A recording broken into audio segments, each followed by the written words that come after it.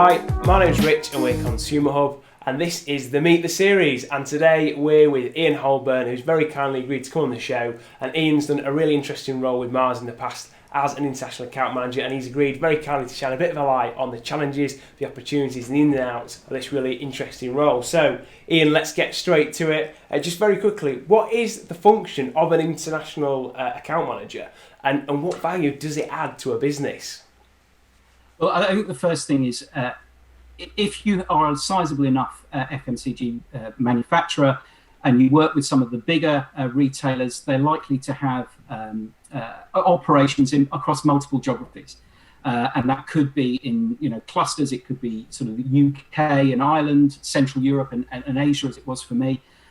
So your role there is really to kind of oversee the relationship with the customer of that whole piece.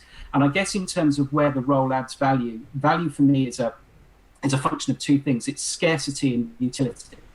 So generally speaking, in most businesses, there are very few people in a global capacity, people who can look holistically across multiple markets, who can work on projects or work on international agreements, things that sit across multiple GMs and multiple regions. And that's your scarcity. And then your utility is essentially how you help. It may well be that you're as part of a day job, which is about reporting and collating information and managing return on investment. But then there is also the influx of projects that come up that wouldn't sit necessarily within one country. It wouldn't be one GM's or sales director's responsibility. So you effectively have a huge scope to work with an awful lot of people, but on a day-to-day basis, you're doing the reporting and the generating of the sort of tools that sit behind working with a global customer. Yeah. And taking a bit more granular, what would a typical day look like? I appreciate it's probably varied, but just a bit of a sample. Well, I think any account manager will understand that there is a level of reporting and relationship management that you're doing with the customer on a day-to-day basis. There will be regular meetings that you'll be organising the top-to-top pieces of work. You'll be involved in some of the negotiations around international agreements if you have those sorts of things, and then how you get the ROI out of those international agreements with the local markets. But then I guess the other side of that, the flip side, is, as I mentioned before, where your utility, where projects come about that wouldn't sit with a specific customer, and that could be down to launching new brands across multiple markets. It could be down to launching completely new segments. So, for example, a piece of work I did was around the rice category in Central Europe. There wasn't a microwave rice category, and it was a sort of phone call that turned into something. And then projects such as sustainability and that sort of thing, where you need to coordinate your response as a business. But that, again, the responsibility for that doesn't sit with any one person in any one market. In order to give an answer on behalf of the company, you have to pull all the information together and be that first point of contact for not only the customer working in any of those fields, but also the product directors for Tesco, for example, for Central Europe. If they want one person to speak to about 4 countries, who do they come to first without going to each individual customer? So that's your kind of remit. Dealing with a lot of ambiguity. I think there's the day job, and then there's a whole load of plate spinning to do with how you manage the things that you're asked to help with. So your plate spinning, that seems to be what I'm getting to from that. You've got to really be able to drive the agenda and make sure you triage kind of the priorities as they come up. Yeah, absolutely. But that's the excitement behind this role. It's the variety of the things that you get involved in. As an account manager in any particular one segment and one market, you would be very responsible for sort of a kind of a granular pipeline of activity. What you get in this is you get exposure to multiple product groups. So in Mars's case, it was the confectionery category, the pet care category, and the food category. Very few people in the business, until you get quite senior, sit across all of those categories. So the variety of work and the things that you're doing really helps you spread your get extra experience across the business unit that you work in. So it's the variety that's the real thing. The plate spinning's the fun bit. Yeah. Yeah. And what just on that point then, Frank's been the fun bit. What are some of the challenges of the role? Well, as I've highlighted, the biggest challenge here is that you're almost a minister without portfolio.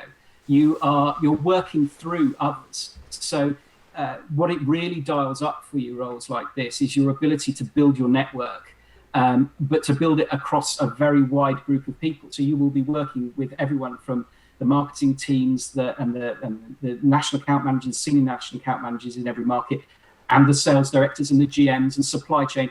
Keeping across all of that is your challenge, and particularly if a customer asks you for something that sounds relatively simple, like can we have ice cream in Central Europe, please?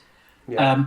The step is possibly. I have no idea without speaking to 30 people, and they become the challenges. It's knowing where to start, and that comes with a bit of experience, but it's also a thing that is really useful for you as a senior national account manager or a national account manager, stepping out of a role that looks quite narrowly down a funnel of product to suddenly stepping out and having to have these conversations, on a broader scale. It's a challenge to start with. Yeah, and I imagine there's a big element of sort of having to sort of put your head into the big picture and then back in again into some of the more granular challenges on the ground, and then back out again. You're going to be comfortable with the flow and the rhythm of moving between those two worlds. Yes, and at the end of the day, as it was at Mars, as it would be for anybody with an international function, you don't necessarily have a budget to spend. You're not spending your own money. You're effectively agreeing things and working with the teams locally to spend their money. So there's an awful lot of cajoling of people and getting people on side and that sort of thing. So you're having to bring the bigger picture down to a local level and then expand it out again, as you quite rightly say. You're having to sort of delve deep and then come back out quite a bit. And it's that sort of flip-flopping between, right, I've got a sort of strategic hat on at the moment, but there's a very real problem in the Czech Republic. That kind of thing. It's a big step change. Yeah, and two final questions then, which I think that the guys watching will find really useful. I guess, and it's almost the same question, but what does good look like if you're an international account manager, and any advice for people considering it as a career move on how they can sort of develop the attributes and skill sets needed to be well positioned to take in a big role like that internationally? Yeah, so I think what good looks like is if you've built a great relationship with the customer. And that you can translate that down to local market execution.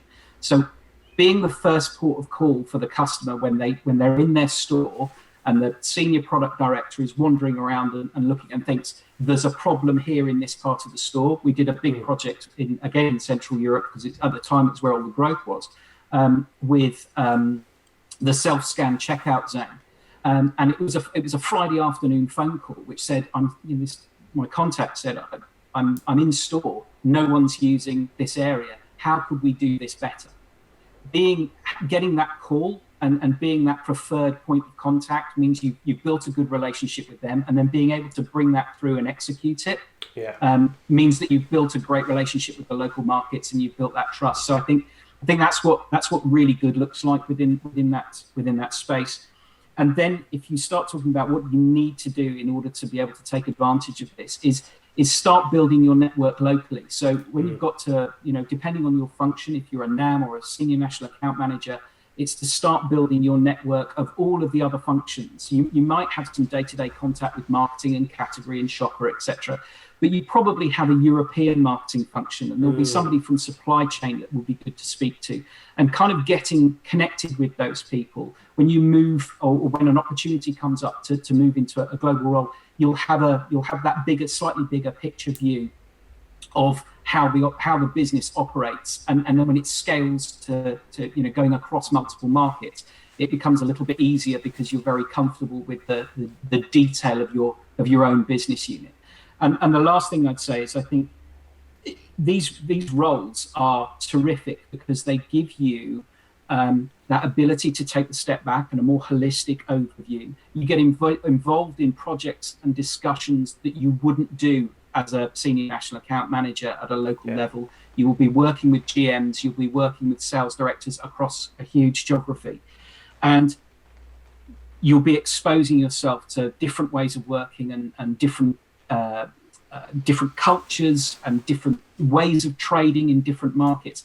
Then when you come back to your home market or move into another role, you'll have that experience that says, I've seen something like this before. And it's just something you don't get those touch points working in one funnel for one market. So I'm a big fan of people moving into global roles and then coming back to locally, because it's provided them with a real platform to step change how they work in their own business unit. Yeah.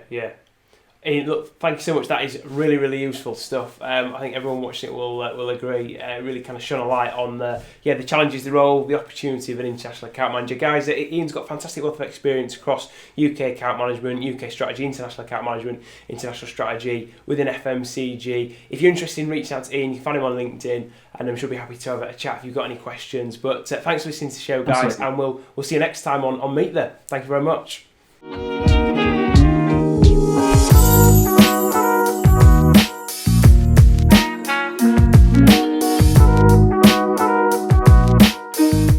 Thanks for watching the video, guys. Check out the playlist here for more content like this. Click the donuts to subscribe so you never miss an update, and give us a like and a comment so we know what content you'd like to see from us. See you next time.